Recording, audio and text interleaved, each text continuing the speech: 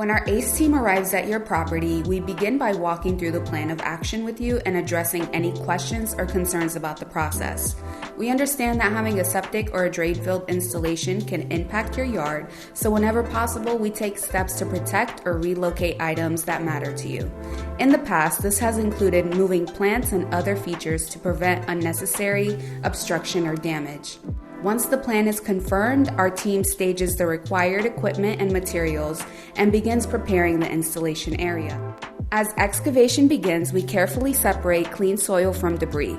Clean dirt is set aside for later cover-up, while excess material is placed in a separate pile for efficient removal and disposal.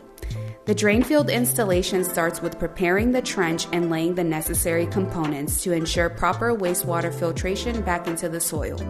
Once the system is in place, it is covered using the available clean dirt from the site. Final piping is secured, connections are sealed, and the system is properly tied in. In some situations, additional fill dirt may be delivered to assist with final coverage.